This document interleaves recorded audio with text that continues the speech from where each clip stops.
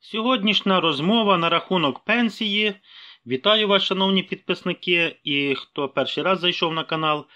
Радий тут з вами бути. Давайте почнемо. Уявіть собі ситуацію. Уряд гучно зараз заявляє про підвищення пенсій у 2026 році. І це звучить так, ніби пенсіонерів чекає нове життя. Знаєте, я щось сумніваюся, але будемо бачити. А тепер увага. Ця революційна зміна насправді означає всього лише плюс 203 гривні на місяць. Розумію, що ви зараз думаєте, друзі. Я вам просто таку публічну інформацію зараз зачитаю. Кому цікаво, 203 гривні на місяць. Це навіть не вартість середнього продуктового кошика на один день. Шокуюче це, правда? Ну а що тут уже зробити? І тут одразу виникає таке запитання, чи можна назвати це серйозним кроком уперед?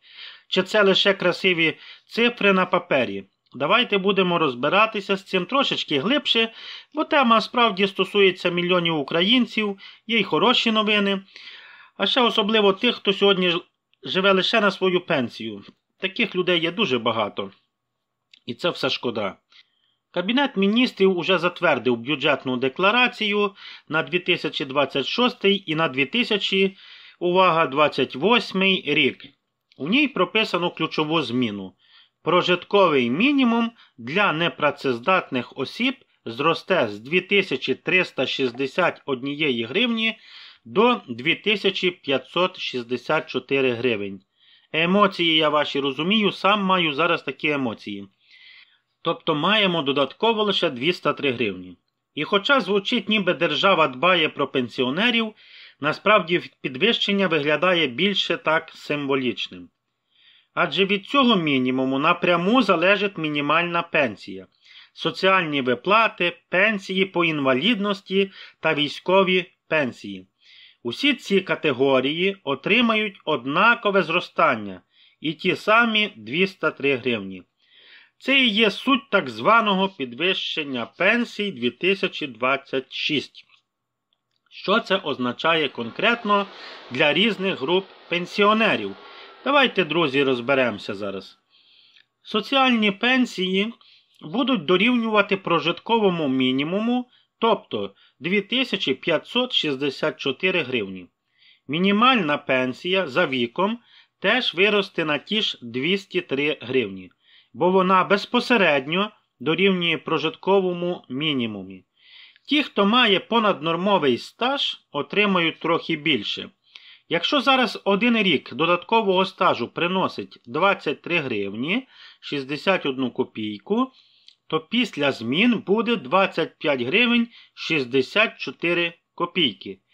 Різниця не така й велика. Тобто, становить це всього 2 гривні. Якщо так уже на калькуляторі. Хіба це можна назвати реальним стимулом, друзі? Я не знаю. Скоріше це виглядає як формальність, ніж як справжня якась допомога. Це знову те саме ви скажете, але ж треба і про таке говорити, бо це все свіже, виходить так само. Інформація.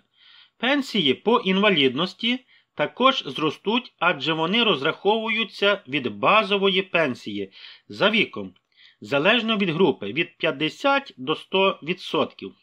Це означає, що і тут підвищення буде фактично таким самим, у межах тих самих 203 гривні. Не хочеться просто цю суму навіть говорити. Трохи краща ситуація у військових пенсіонерів. Для них підвищення розраховується від кратних показників прожиткового мінімуму. Наприклад, мінімальна виплата для військових інвалідів після бойових дій у 2026 році складе вже не менше, ніж 8499 гривень. Це більше, ніж у цивільних категорій, але все одно, друзі, цього, я вважаю, далеко недостатньо. Якщо зважати на реальні потреби зараз життя, по чому продукти, хліб і так далі. Я вже про це просто мовчу. Як ціни шалено зростають. Йдемо далі. Отже, середньостатистичний пенсіонер у 2026 році отримає надбавку в розмірі 200-250 гривень на місяць. І це офіційний результат. Проте в реальному житті Ця сума майже нічого не змінює, це ми всі розуміємо. Для чого вони так роблять? Вона менша за середню вартість продуктового набору на один день. Іншими словами, я так дивлюся, що це формально пенсіонери отримують більше, але реально зможуть купити ще навіть менше, бо ціни на продукти, ліки і комунальні послуги зростають набагато швидше. Я дивлюся, просто за цим не можна всім і встигнути за підняттям цін і слідкувати. Ось чому питання залишається риторичним просто. Чи стане людям легше жити від такого підвищення? Єдиний плюс у цій ситуації – уряд не заморозив пенсії, як це було у 2025 році. Хоча б мінімальне, але підвищення відбулося. Також трохи більше отримають військові та пенсіонери з інвалідністю. Люди з великим трудовим стажем теж матимуть додаткову доплату, хоч вона і мізерна. Проте всі ці плюси дуже відносні. Бо якщо підвищення становить лише кількадесят чи кількасот гривень, це навряд чи можна назвати справжньою якоюсь реформою. Це радше символічна така собі галочка, друзі, щоб влада могла відзвітувати. Мовляв, ми все зробили, ми все підвищили. Чому це так зараз виглядає? Бо вся система базується на реальному прожитковому мінімумі, який уряд свідомо занижує. У 2025 році реальна вартість життя в Україні перевищувала 11 тисяч гривень на місяць, але офіційно для розрахунків брали лише 2361 гривню. Тобто всі пенсії, надбавки та соціальні виплати рахуються не від того, скільки насправді потрібно для виживання, а від зручної для держави паперової цифри. Ну, де так має бути? І навіть коли її трохи піднімають, цю пенсію, як у випадку з 2026 року, це не компенсує жодних реальних витрат. Це дозволяє тільки красиво звітувати, але не рятує людей від злиднів і справді від того, щоб навіть так хоча мати трошки запас на майбутній завтрашній день. Ой, вже говорити про це важко все, навіть, давайте я вже це все дочитаю, щоб було і справді, може, комусь і корисно, хоча ця інформація вона тільки так, псує нерви, я би так сказав, вибачте, це теж мої емоції. От скажіть самі тепер, що можна купити за ті 203 гривні? Ще тако, якщо взяти кілька буханок хліба і справді літр молока і пачку крупи. Так воно і є. Чи може частину комунального рахунку щось сплатити? Маленьку хіба.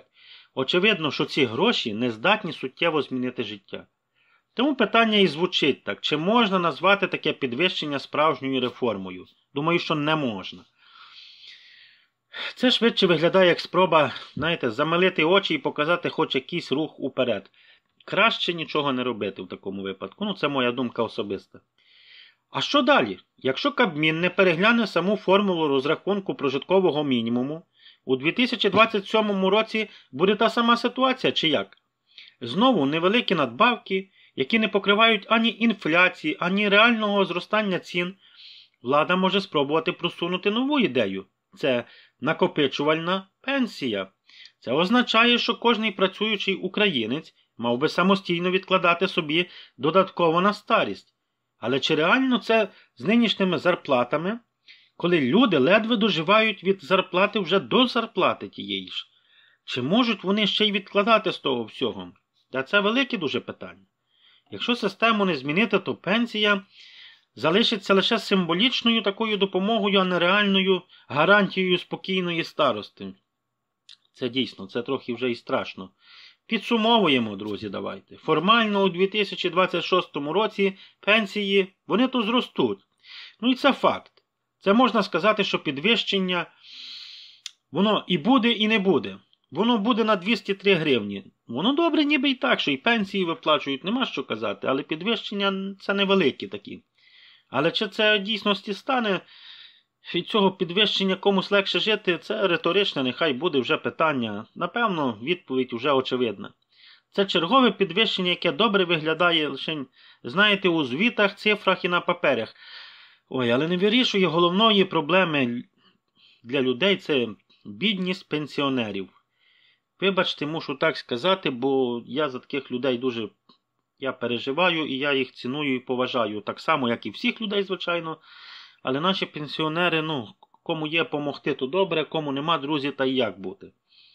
Якщо уряд справді хоче змін, треба не підфарбовувати таку статистику, а міняти саму систему. Коли вже будуть, не знаю.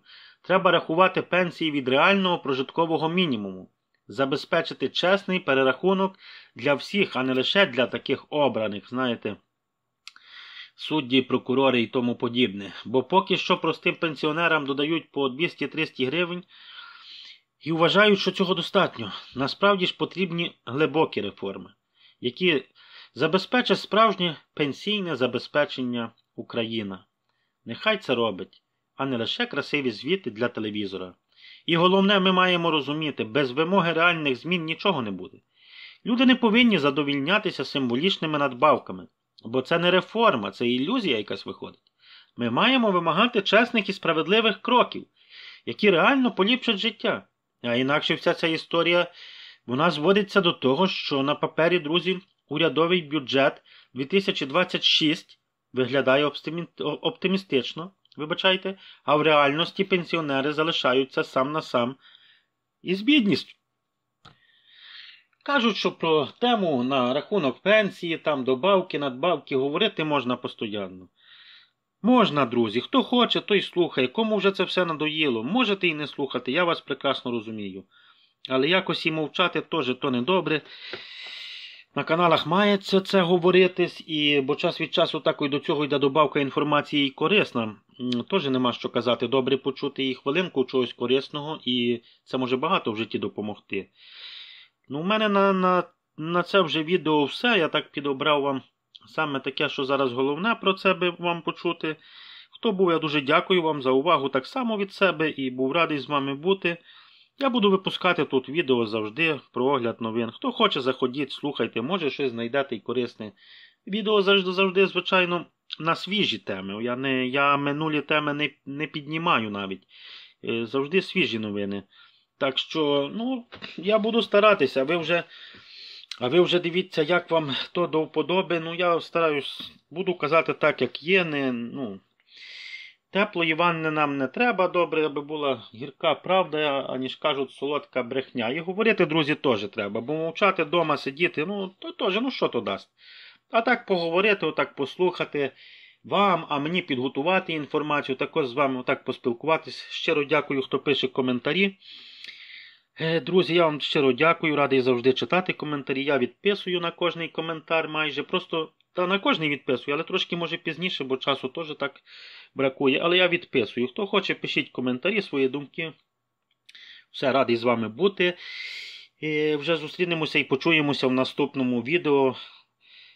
Теж буде щось корисне. Я не знімаю просто так, щоб знімати.